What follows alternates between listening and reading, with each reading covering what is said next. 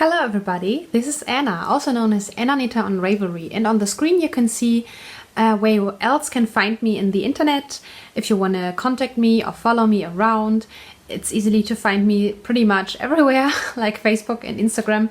And for our podcast I have opened a Facebook group, and I would encourage you to join us because it's so much easier to share your projects and pictures and all that stuff in the Facebook group, so we can comment and keep us updated what we are knitting or crocheting, rather than on Ravelry. I stay at Ravelry and we have our group there also, but you know, I think it's easier to handle with uploading pictures and that stuff. So, and some of you already have joined the group, and I like that, and there's already chatter going on, and I'm really interested in your whips and finished object and all that stuff, and I think it's an easier way to get to know each other.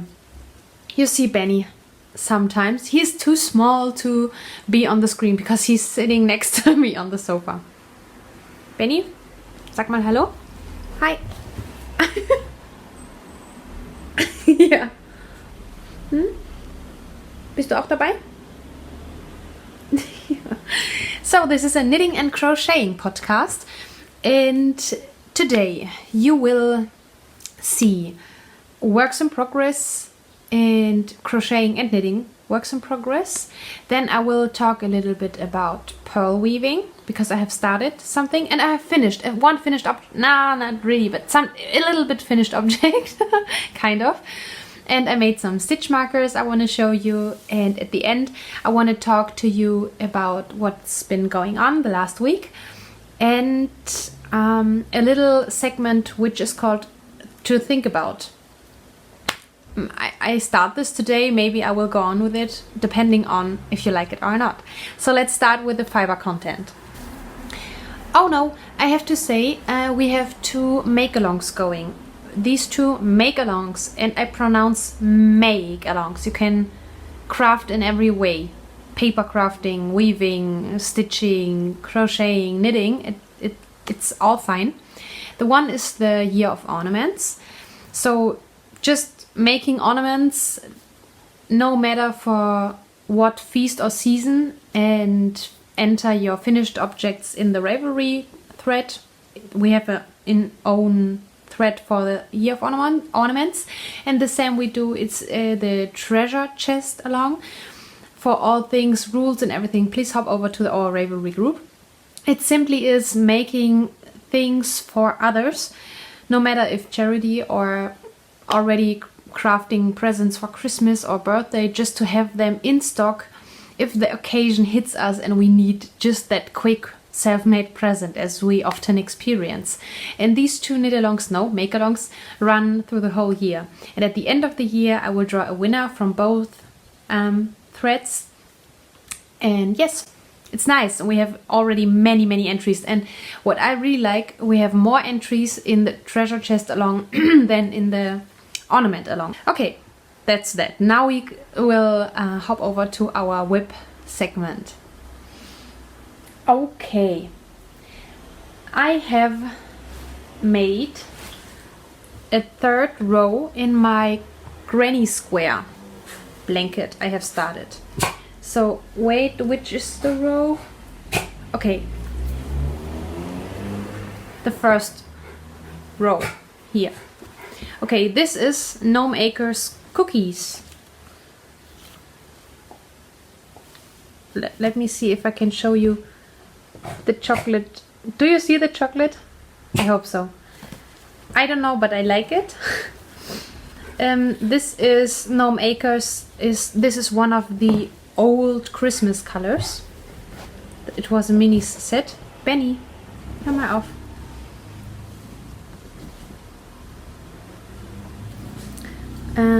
This is also, I think, Gnome Acres, and I think it's Eddie Griswold also. I don't know that is, but it's a Christmas color.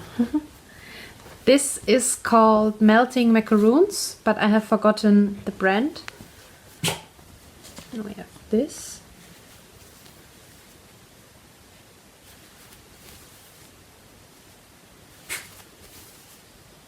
Here's an example. The mini I used was not enough, and I framed it with a similar color, but it is a self-patterning. It's the melting macaroons, but it works. You really can do that, and I did the same here. This is another green than this. Yeah.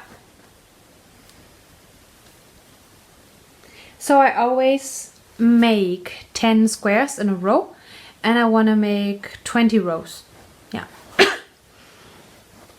I'm using a 2.5mm hook, which is a C hook, I think. Let me check. Yeah, it's a C hook. And I said once I'm doing 4 rounds, but that's not true. I said 4 because I was only counting the clusters right above each other and then the next one, but it is wrong. I'm making 6 rounds. So 1, 2, 3, 4, 5, 6, and then I frame it with white yarn and just crochet them together with a slip stitch. Very, very easy. Did you hear that? I used a correct English crocheting term. Oh, and I have made a decision. I will use the US terms from now on. I was learning a little bit the crochet terms, and I have learned a lot about the English and US terms and why there are these 2 systems, and I have decided now to use the US terms. Okay. Last time showing the whole thing.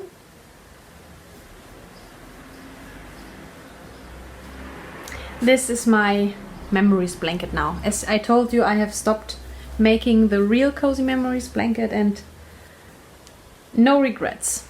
I really enjoy it. It is much fun, it is soft, it is quick. I love it. It's a very great project.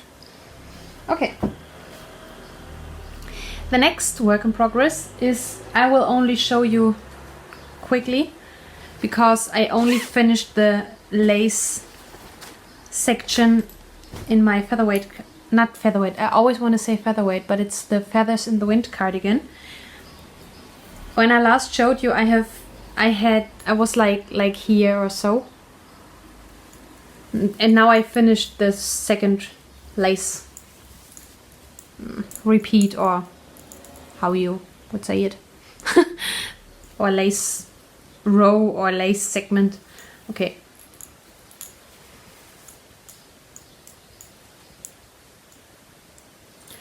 And knitting it the second time, it was much easier.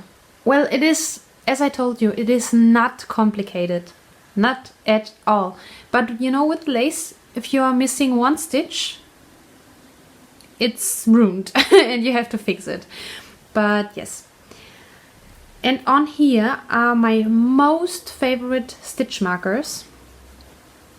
It's just a ring marker with a pearl. Let me. Yeah. And that inspired me to make them for myself. Because I know there are some vendors, but not so many. Here's a white pearl.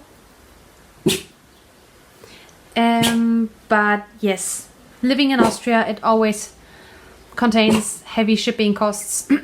And I thought I could try to make them myself. But at the end, I will talk a little bit about my adventures with the beads.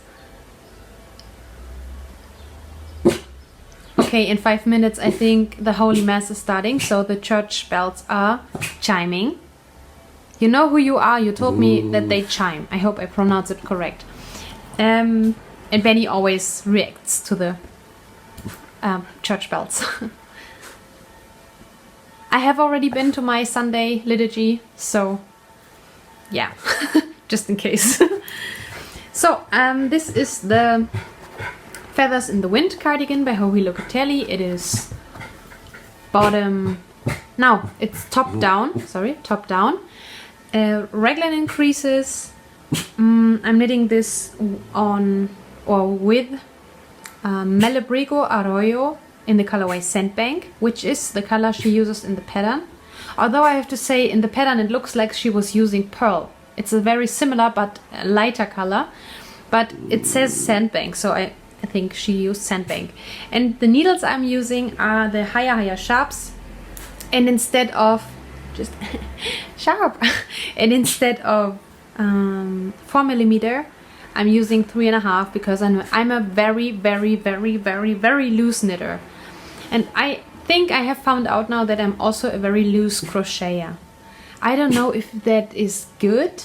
I hope so, because maybe I'm better now and I'm not getting so much neck pain, because when I was starting to knit, when I was especially in the round, I was like and after 10 minutes it was hurting everywhere. Now I'm a very loose knitter. I have always to go down half a needle size or even 1 needle size. Benny, hast du uns jetzt alles schon erzählt? Alles klar? Okay. Yeah, and I'm still at my first skein. I'm very close to finishing that. And I think now that I will soon reach the point where I will only have to do garter stitch. I will, or stockinette stitch, stockinette and garter. I will zoom through that. Yeah, because I'm a Netflix watcher, Amazon Prime and Netflix watcher, and I love to listen to audiobooks while knitting or crocheting, and that means that I can't really concentrate on patterns. I like patterns, I really do, but I enjoy patterns I can read without looking on the sheet. You know what I mean? I look at my knitting or my crocheting and I know what I have to do. But with lace, it's not that easy, because there are not that short repeats. You have 10 rows, and in every row you have to do something else, and so I can't I can't knit intuitively. Is that a word? I hope so. Yeah. So that's that. Joey Locatelli, my absolute favorite designer. So I have another Joey Locatelli whip in my, at the moment, really favorite project bag. I'm used to zipper bags. I have some drawstring bags, but this drawstring bag is just over the moon, because it's so big and the fabric is so thick and sturdy, and it stands like, I can't explain it. So I'm using the pocket the outside pocket for the pattern I have here, and yeah, this is the inside. And inside this pretty and awesome, practical, handy project bag, I have my washed out, and I did a lot, I have to say. And yeah, I am using, let's just face this here. Okay, I'm in the middle of the row. No, in the beginning of a row, but you know, I have started to knit. That's a bit stupid. So I will just tink back these few stitches so that I can show this to you in its whole glory. Okay. It's not so easy to show. Okay, let's do it like this. You start here,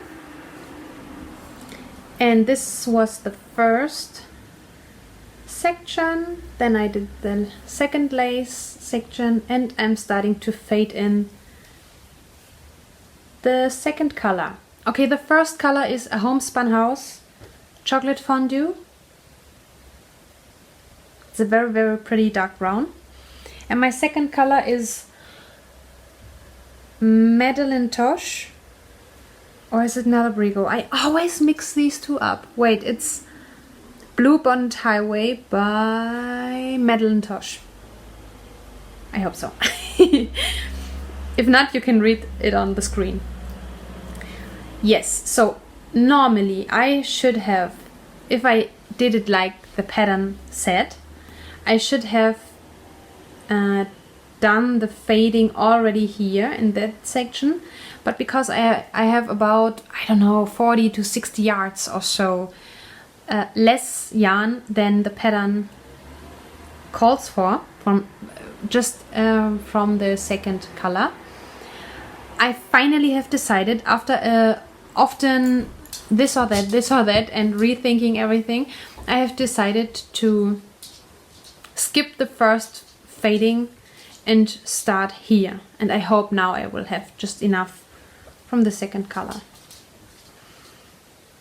because it's in her pattern, in Joji Locatelli's pattern, she uses yarn with a not so common yardage. Normally the normal sock yarn has 400 meter, I don't know how many yards it is now, or 420 meter or so, but that yarn has even more, like 440 or 460 or so, I don't know. That means, yeah, just be conscious of that if you want to knit this pattern. So I think these colors are very nice together, but I'm curious how this fading thing will look, because I think it's like just like a, not ribbing, striping. It's like striping. It doesn't feel like it's so rough. I mean it's brown and then bam, blue. Maybe it would have been better if I just did 2 rows of blue and then maybe 4 rows of brown and 2 rows of blue. But I do what the pattern says, so it will be pretty, definitely. But yes, I haven't expected it to be like that, but it will be pretty.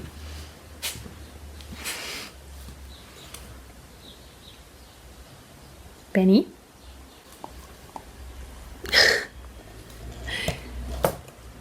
He's looking to the window. Okay, runter. Geh mal runter. Benny, hopp. Da. And now he has his own chair. Schön, bleib. Yeah, washed out. I'm knitting this on 3.5 millimeter higher sharps. My favorite needles. And I think I will buy more of these in several sizes and more DPNs, because I really enjoy to knit socks with higher sharps. They are so fast. Yeah. The pattern is really, really easy. This here you can see, I think, was it here? No, I made a mistake here, I think, but you can't really see it. I made a lot of mistakes. You know, I can so encourage you. If you think, oh no, all these difficult looking patterns, and then with all the increases and lace and all that stuff, you have to count here and there if you have the right stitch amount. But mostly I'm having 1 stitch too much or 1 stitch less. You know, and you can always make one in between. Just, it will work. It will work out. I often do that, and I often do mistakes in lace or so. You know, it's so easy to fix it. Like this. These are kind of eyelets only. Not really, yeah. Not only yarn over and knit it together. A little there, you have to do a little bit more, but it's not complicated. And I think it's a pattern repeat of 8 rows. But the only thing which really changes is the beginning and the end of a row. So sometimes you have to do 1.5 repeats of this, so row repeats in a row. You know, I can't explain it very well in English because we have in German the word Rapport, and the German word Rapport means for example, the rapport of the blueberry waffle socks in 1 row, not in this direction, in this direction. You always have to do knit 2, purl 2, knit 2, purl 2, knit 2, purl 2. Then in the next row the same, knit 2, purl 2, knit 2, purl 2. And then in the other rows, 2 rows, only knit.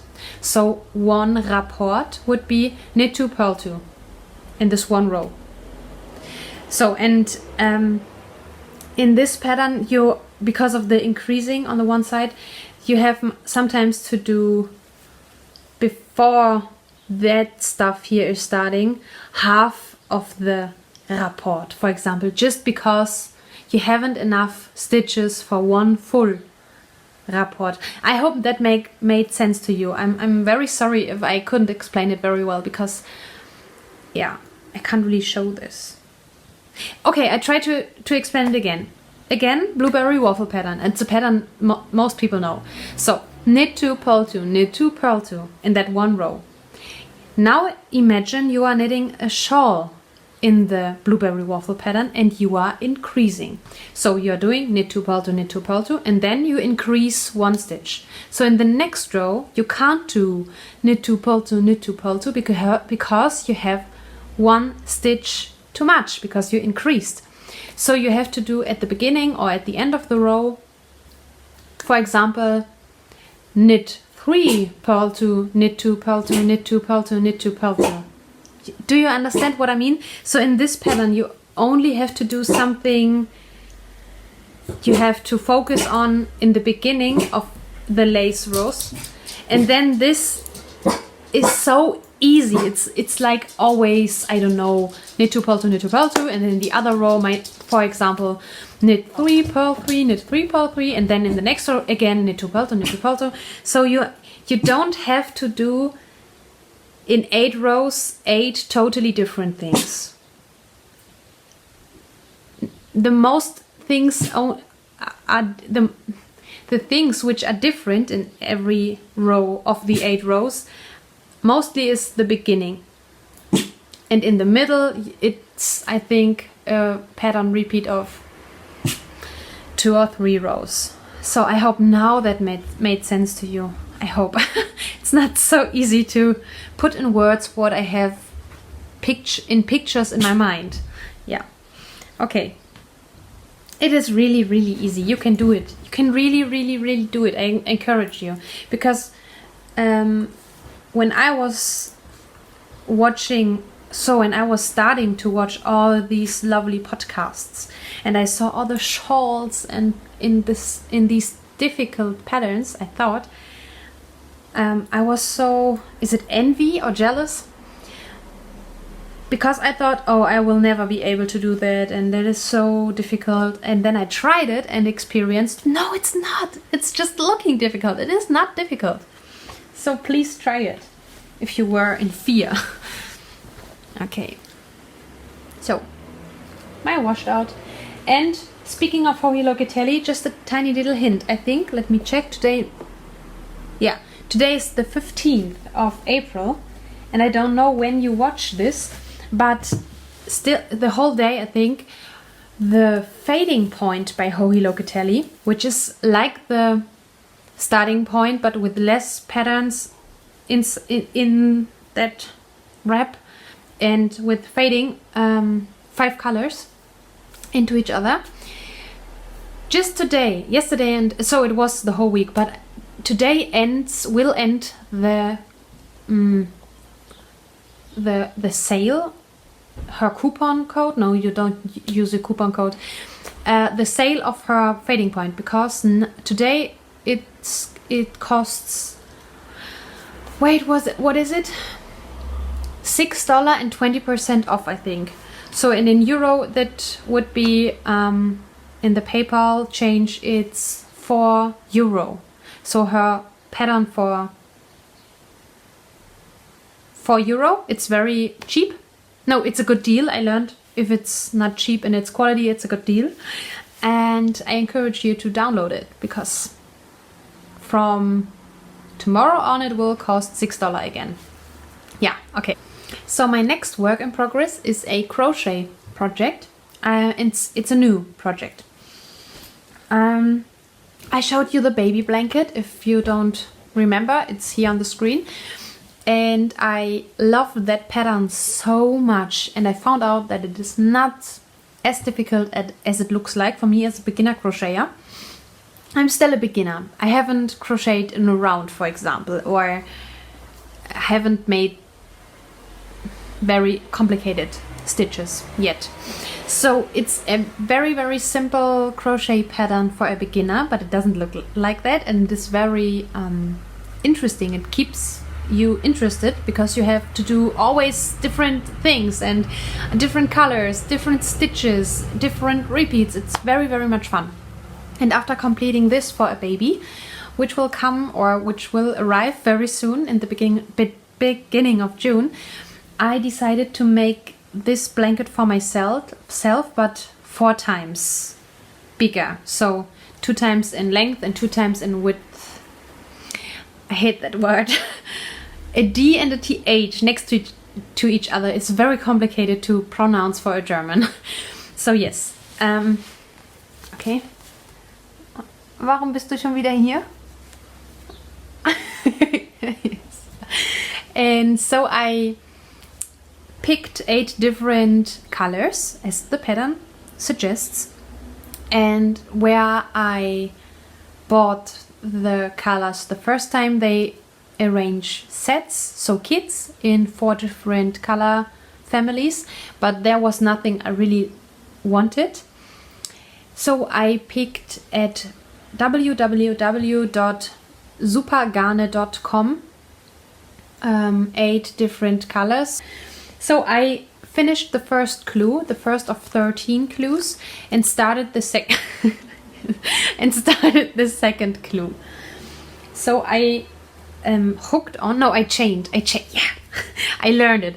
I chained 200, let me think, and 88 stitches plus 2 stitches for the sides. So 290 stitches with a D hook, right? Is it a D hook? So I'm using a 3 millimeter hook. So I don't know what it is in the letter size. Benny? Oh, okay. So I'm in the beginning of the second clue. So I have woven in the ends of the first clue already. I try to hide the other ends so you can see all the pretty patterns more easy. Yeah. So the granny stripes are already the second clue, and the other patterns are the first clue. I'm not so good at the sides, to be honest. This side is very, very pretty, and this side not. And I don't know why, because it's not because of the color changes, because sometimes I have the color changes here and sometimes here, so I don't know why. Yeah, and I really like these colors together. Maybe I can, because blue and brown and white, so browns, naturals in general, with blue is reminding me of the sea.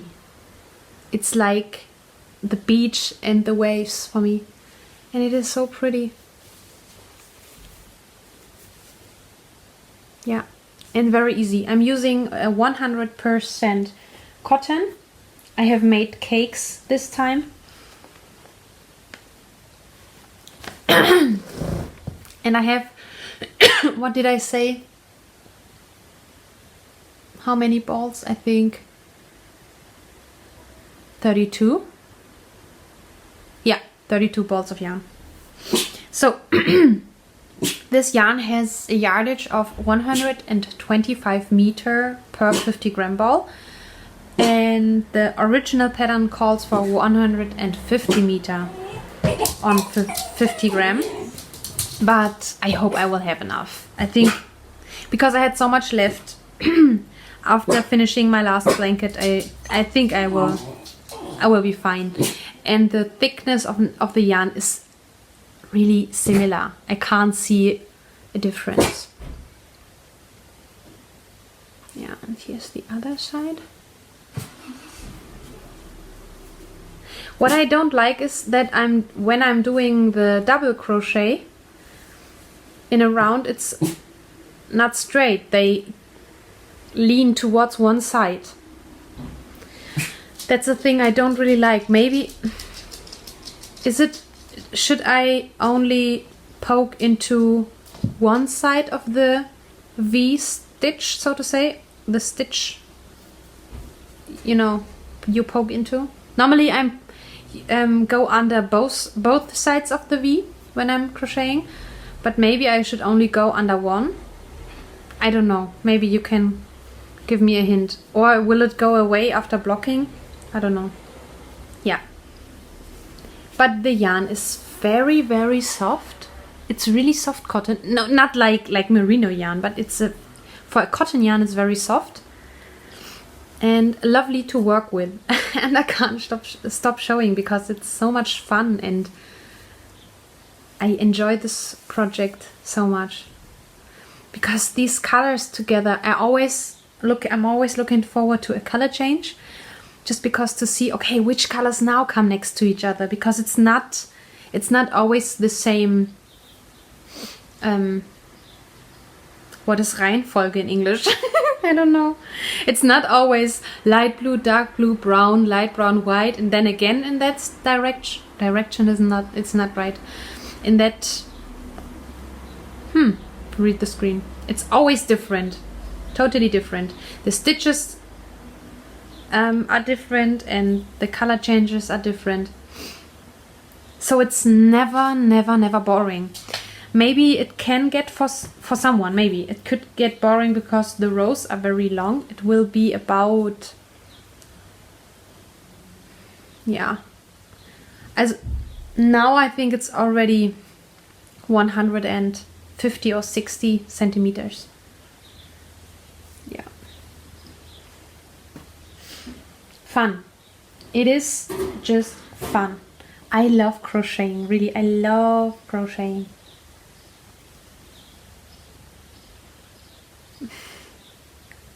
So.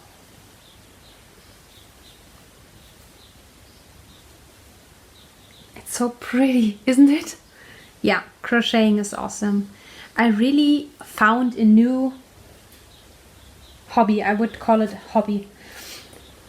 I'm glad that I made a lot of progress on my washed out, and I really enjoyed these motions and the routine of knitting. I can't describe it. I'm listening to an audiobook written by Richard Castle. If you know the series Castle, you know that Richard Castle is a fictive person. Fictional, not fictive. Because we in German we say fiktiv. So it's a fictional person. So it's the Richard Castle of the thriller, and it's so much fun. It's so much fun because it relates very much to the series, and I enjoy them very much. I asked for suggestions for a good book series, and a German follower, Northern German follower, I think, yeah, suggested these books, and I love them. So I'm already at the 4th book and I'm listening to them via Audible. I love Audible. Audiobooks are so awesome because if you like to craft and you need your eyes for your crafting, needless to say, you can't read. But I also love to read, and now I can connect these two hobbies to each other, and that is just perfect. I also enjoy to read and cuddle up with a blanket and the coffee and dive into a book. But at the moment, I'm not so much into that. Maybe because of thesis writing, because I have to read. So in addition, in my spare time to read is like, no. So I need to do something else. Yeah. Okay. Let me check. These were my whips. So now we come to the pearl weaving. So I was shopping. I don't like to shop, but on the Saturday I had this feeling I want to go outside and just look around what shops we have around my boyfriend's flat, because normally when I visit him I don't really go far away from his flat. So we visit friends or we stay at home, and we have some cafes or restaurants we visit, but I didn't really know, okay, what is in the surrounding of his area. So I decided to go to the shopping street in the nearer one, and just find out, okay, which shops are there, and maybe crafting supplies shops or something. And there I found a very old-fashioned crafting supplies shop, and that was so, I was the only so I was the only customer there, and the lady was like buried under and behind, was sitting behind and nearly buried by all the supplies she had. And so there was everything for making candles, cards, felting, knitting, crocheting, jewelry making, then I don't know the English word for that, but assembling flowers and making, is it a bouquet? I don't know. Or making wreath for Advent or Easter, for the door, for candles and on the desk. So yes, there was just everything, and I really like to browse through all these things, even if I don't craft that technique. Is that English? And I was looking for, so I wasn't looking for something special, but then I found rings and beads, bigger beads like these. And I thought, oh, I can make stitch markers out of these. And I made these, so I put them here into these. I made these, and I'll show you, because these are the type, this is the type of stitch markers I really love to use.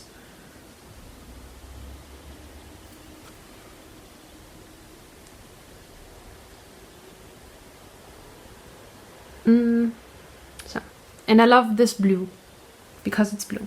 So I made 12, and I only stopped because I had no rings anymore. I just bought, no, I bought 2 packs, but for the other, so this is 1 centimeter, so 10 millimeters. And then I bought, I think they have, let me see.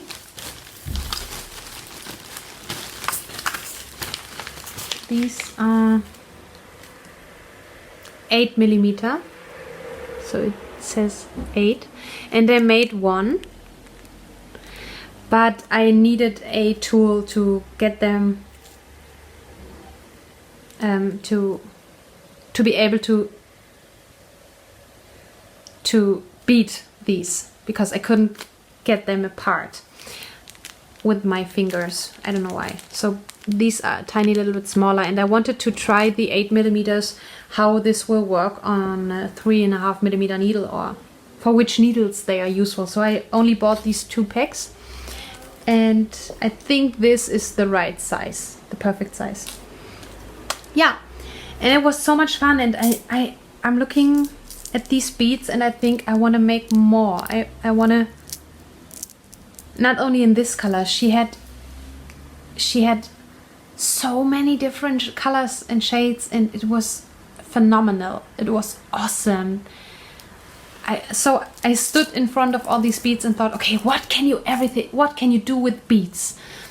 Where can you put beads on just to use these pretty beads? Or pearls, I don't know how you call them.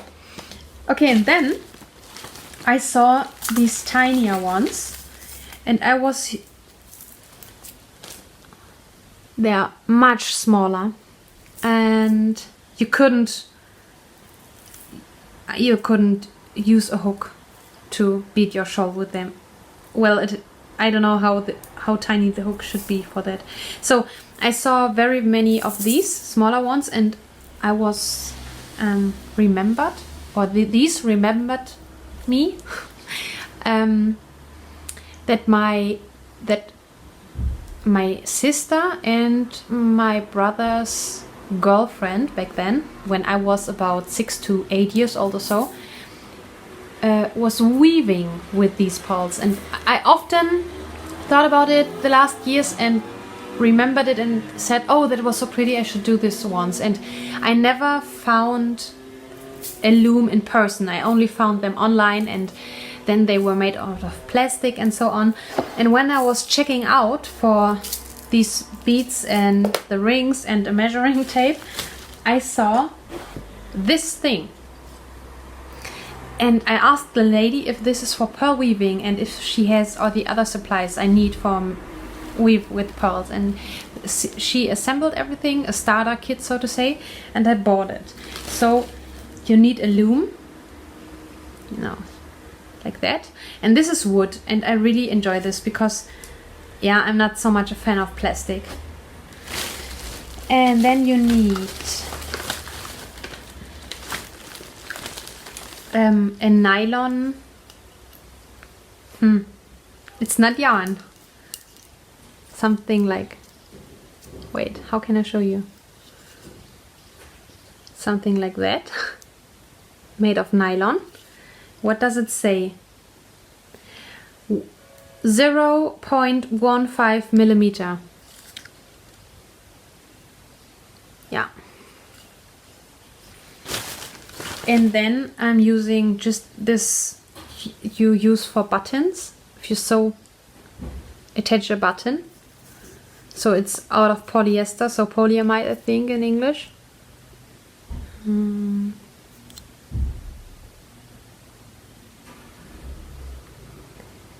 this has 33 yards. Yeah. And how many beads you want, or pearls. And I haven't finished it because I have to buy jewelry supplies for a bracelet, to close the bracelet. But I have woven this. Yeah, I only bought 3 different colors because I didn't want to overdo it, and I think you can do many pretty patterns with 3 different colors. And as you can see, it's not perfect. You see, I pulled a little bit too tight here, and here it's not even. But yes, I will need a certain glue, like it's called jewelry glue. Then I can stick these together so it's safe and secure. I will do this on both sides. I could have woven them together, tie a knot, and then tie a knot here and wear it like this, but I didn't want to. I want to make it professional, so that I really wear it. And I definitely will wear it after finishing it. So, and then I will buy from Amazon. I looked on Amazon. There are some inexpensive closing. I don't know how it's called. Is it a closing? Cloth is not a cloth. And after gluing it, I can put on with a tool this flat metal thing. And then here a metal thing, and then it's for closing. Sorry, I'm talking like, I don't know, stupid woman. And then I can wear it. And as I told you, I will wear it. And I will make more. And I saw some patterns for earrings and stuff. It's so pretty. Or you can make bookmarks. And very many different pretty things. I really, really enjoyed it, and it was so. I was listening to I don't know the right English word, so I say sermon now, by a priest about Holy Mary, and I opened the window completely, and my boyfriend was studying. He had to learn for an exam, and I was sitting there and it was so silent. I was only hearing a little bit the neighbors talking, and the birds were singing, and then the wind came into the living room, and I was fiddling with these tiny beads, because it's unbelievable. You use this needle. It's so difficult to get this thing here, this Faden, how it's called. I will have to look up all these words. Into the needle. It's so difficult, and you can't use this threading help. Is it threading help? Because the hole of the needle head is way too small, and sometimes it took me 3 to 5 minutes to put it into the needle. But then you take the pearls onto the needle, swipe them down, lay them under the thread you have made here, and then you take the needle again and lead it through the beads again, but from this side, and then you pull tight and do it again. You will find, I think, many tutorials in the internet. It's so pretty. I mean, my colors again. Maybe you can make such a thing for your head, as for summer. I don't know. You can do everything. And this is very much fun, and I will definitely go on with this. Yeah. And I want to do more things with pearls. If you have suggestions besides stitch markers, what I can do, maybe jewelry or so, but easy jewelry with these bigger pearls. I really love them. I want to buy all the colors. So much fun. So then I think we enter the blathering segment already. So if you are interested, you are welcome. And if you say, no, I'm not really interested, I'm sorry, Anna, then we will see each other next week. So I wish you a happy crafting week. For those who stay with me, blathering. So my boyfriend and I were going to I hope I pronounce it correctly, a books flea market. And we love to do that because we both love books and we buy a lot of books, so it's better for us to buy them used. And I have no problem with buying used stuff. And there I bought some different books, theological ones, but also one book which is on my to-read list for very long already. And this is the German title, so I don't know if you recognize the book cover, if it's the same in English. But it's about 5 things, I would say now dying dying people. So people which are dying very soon. So 5 things they regret the most. Yeah. And I have one, I wanted to read this for very long. I think it was a bestseller. And looking what the book contains, you see very many things, yeah, which we could regret also maybe in the future. So we should be conscious of that. For example, I wish I was brave and I was brave enough. I would have been brave enough to be myself instead of living the life others wanted me to live. Or I wish I hadn't, I think it's right? I wish I hadn't worked so much. Or I wish I have had, sorry, the tense is difficult for me. Yeah. I have had the braveness to express my feelings. Yeah.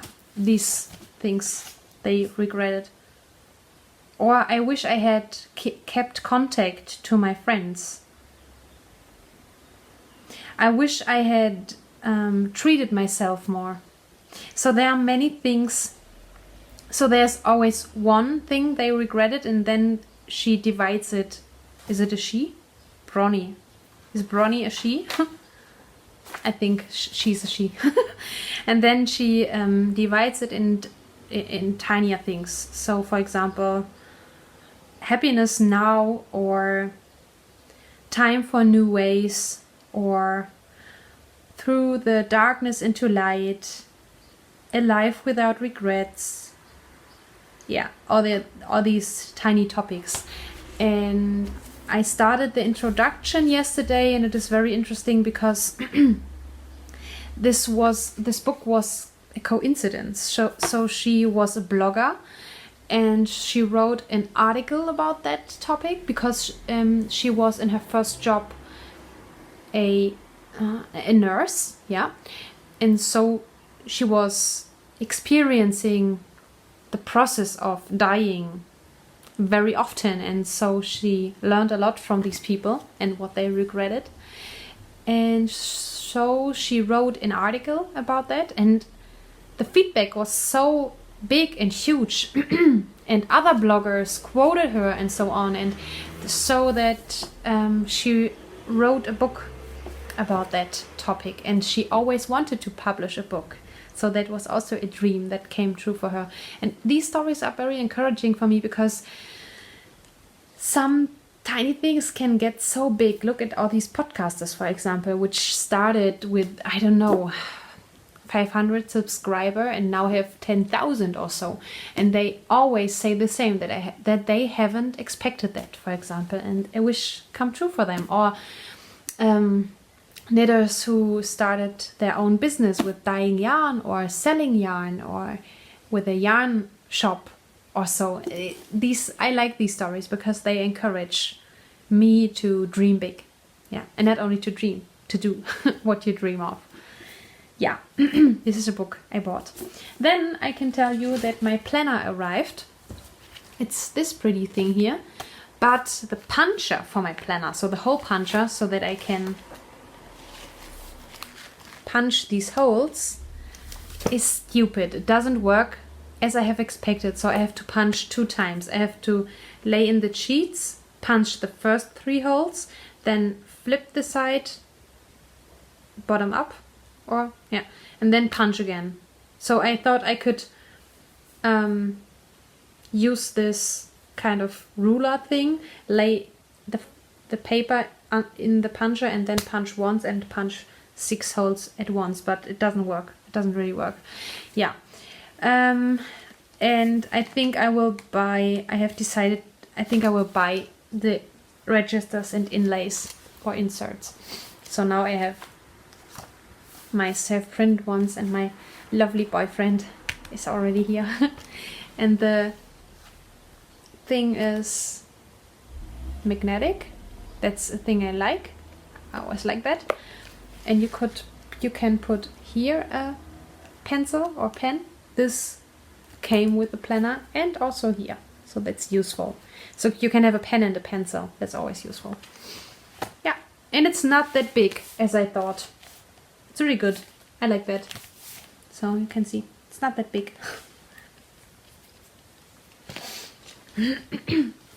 So the next thing I want to talk about is the gun shooting. My father is a soldier. That's a thing, you know.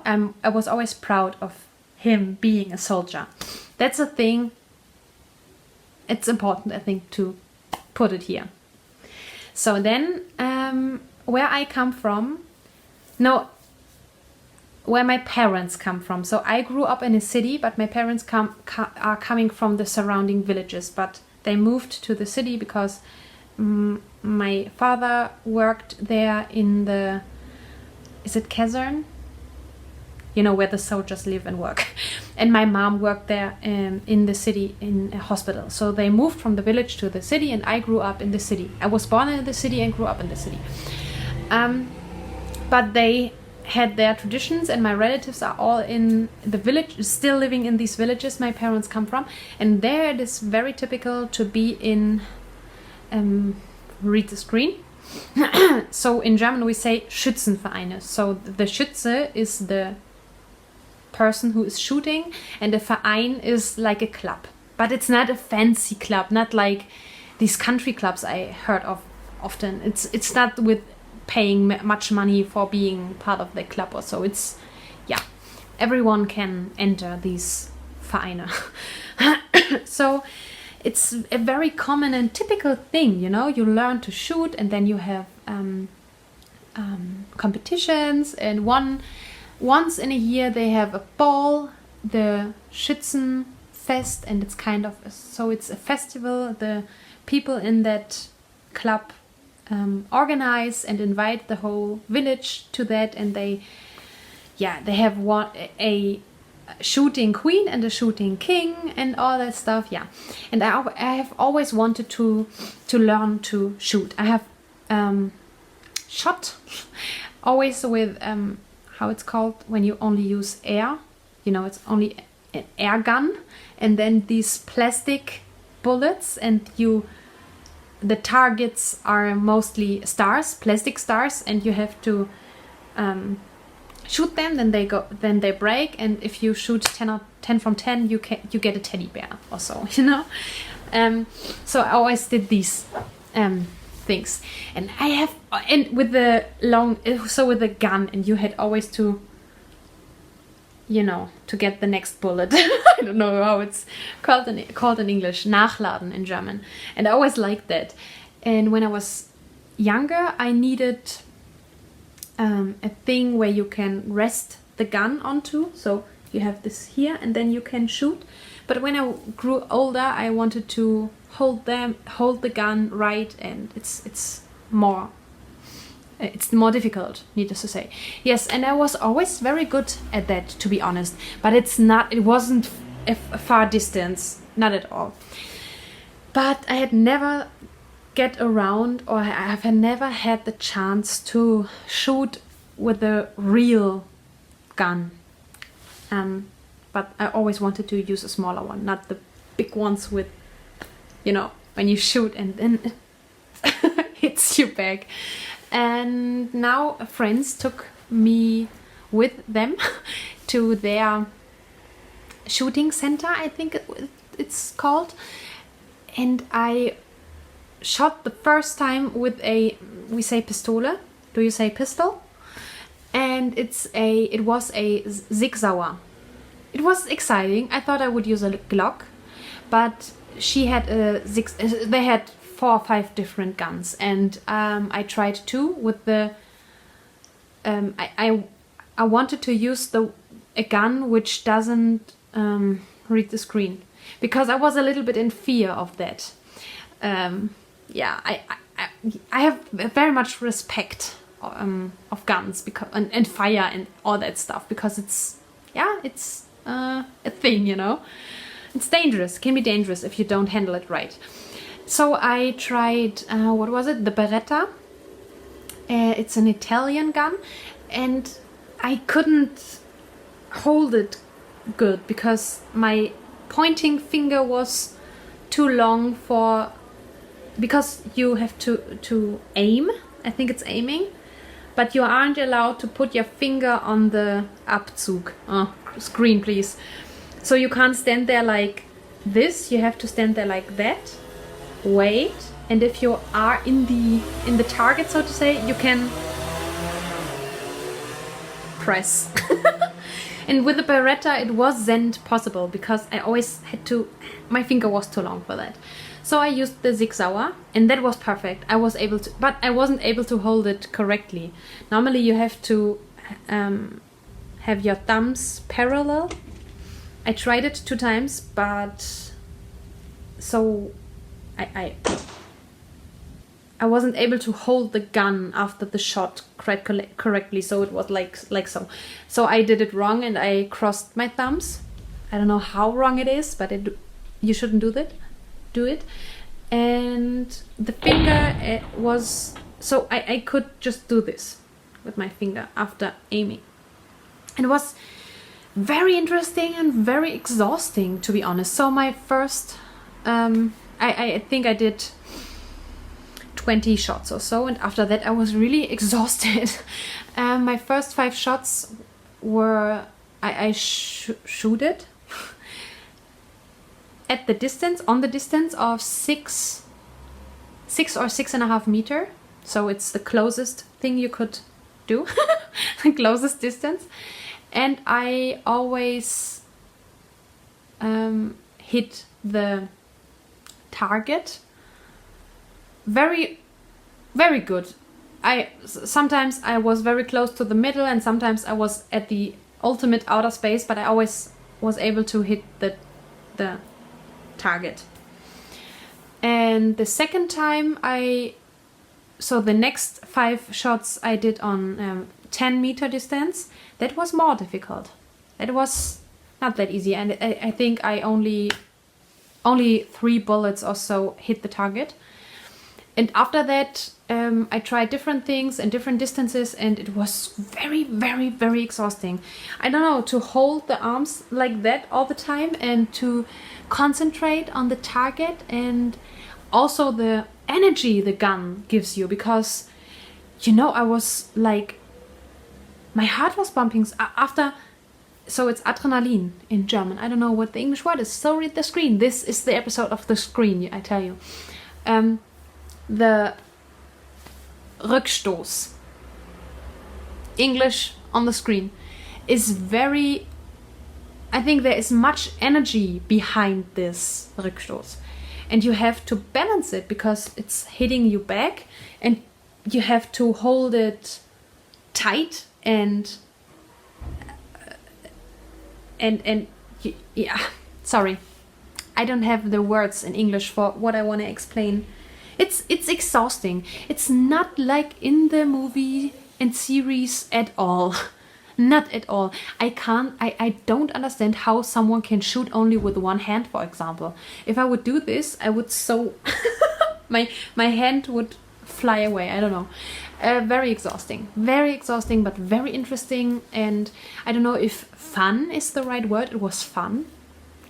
It's not the right word, but there is something satisfying in hitting the target. It's the same with basketball. If you throw the ball and it gets into the basket, it's like, I don't know why do we like that?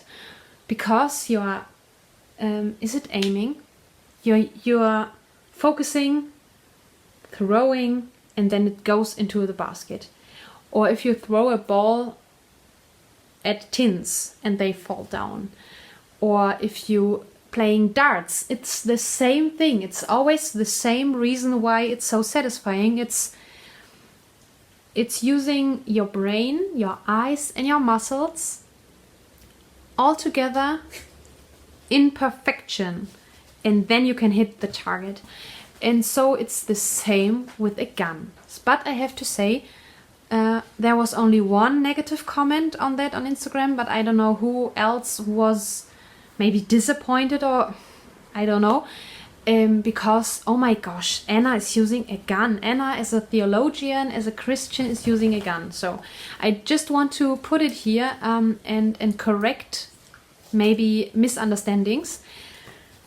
I don't like to hunt. I don't judge hunters because I'm eating meat.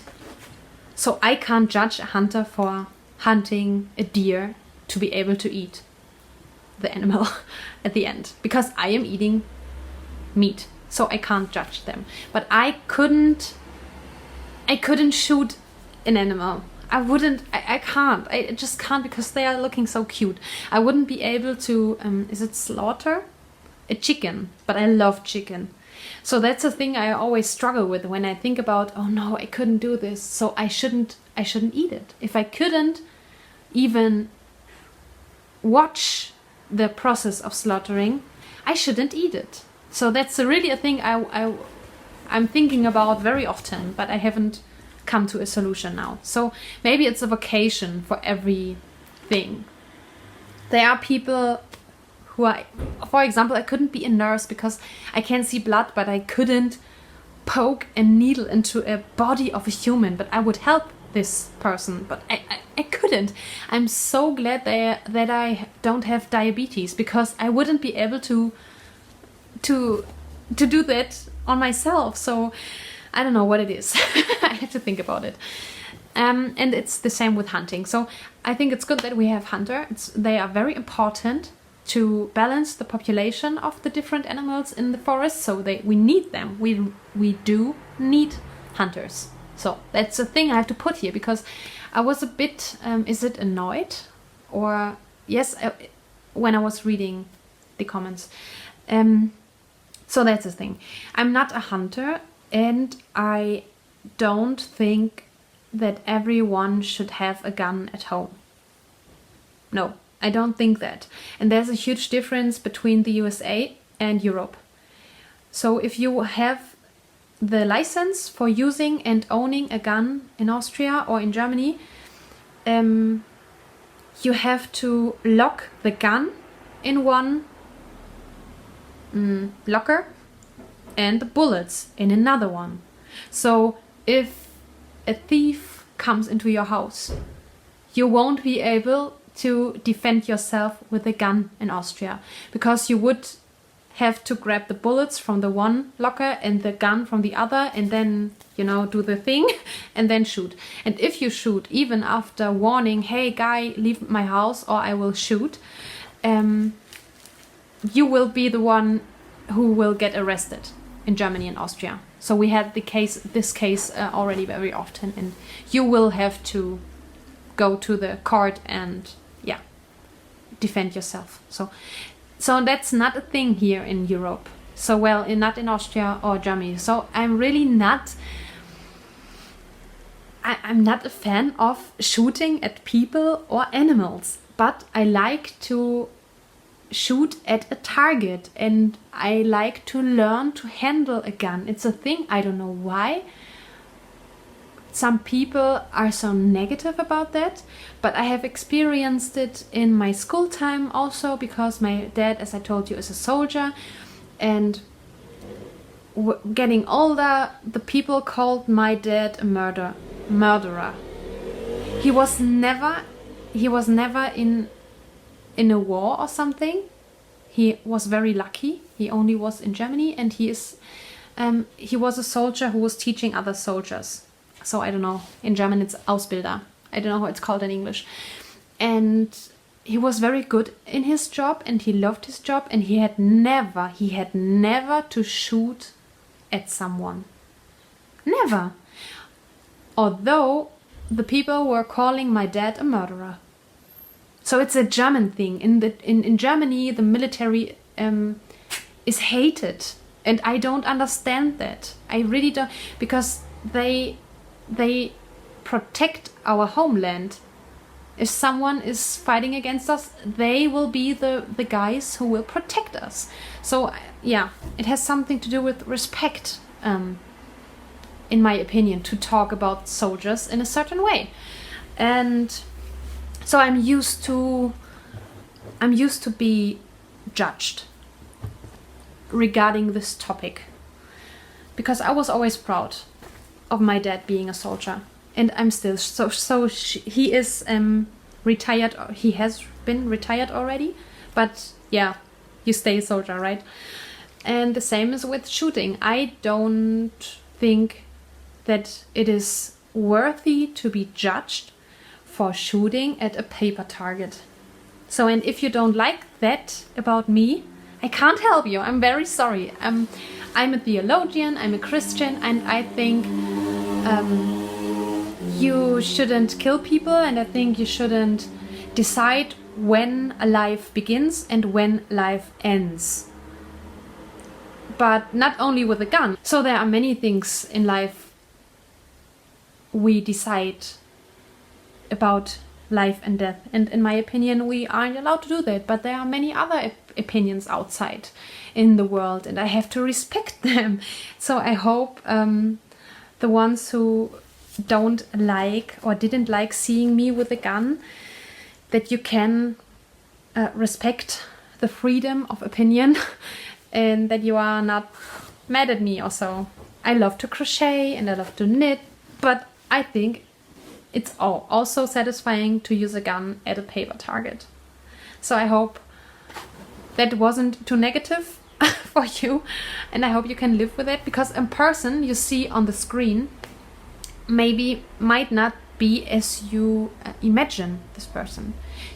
Mostly in the podcast we talk about the things we have in common, because fiber, knitting, yarn and all that stuff is a thing we all like to talk about, and we all like the same. But sometimes you hear topics, things talking about me, you hear me talking about things you maybe aren't in common with me, but for me it's okay if you have another opinion. So I hope it's okay for you also that I have another opinion. So that's a thing. That's also a thing I experience in social media very, very often. But I have to say, my English-speaking friends are so polite, and that was my first negative comment I have received, the first one ever, and I'm podcasting for 2 years now. Is it 2 years already? In September, 2 years. So in the German-speaking community, these hater, I think they are called in English, are much, much more, and it's much more common to criticize and to be rude. And so if someone posts something and I don't like what she or he is posting, I don't comment. Because why? Why do I have to say that I don't like it? And if someone is posting something positive, so if it's something very bad, something like if someone is posting something against Jews or so, I would write a comment and say, are you kidding me? You can't say something like that, and that's not okay. That's a thing so I have to speak up. But if someone is posting a hobby I don't like or I don't enjoy, I don't have to say something. And that's how I practice it. But in social media and in the German speaking community, it's very common to always say everything you think, even if no one want to hear it. So yeah. Yeah, okay, I hope that wasn't too negative for you, but that is a thing we had to talk about.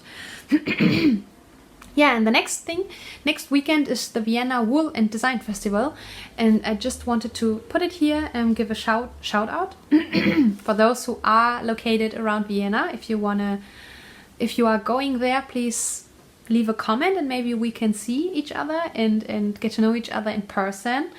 And yes, so there was this thing to think about I wanted to talk to you about today, but I have decided maybe it's too much, because I have talked about that a lot. So maybe we should do this next week. The topic I wanted to talk about was friendship. I am thinking about friendship. What is friendship? How has a friend to be? Or how has a friend to act?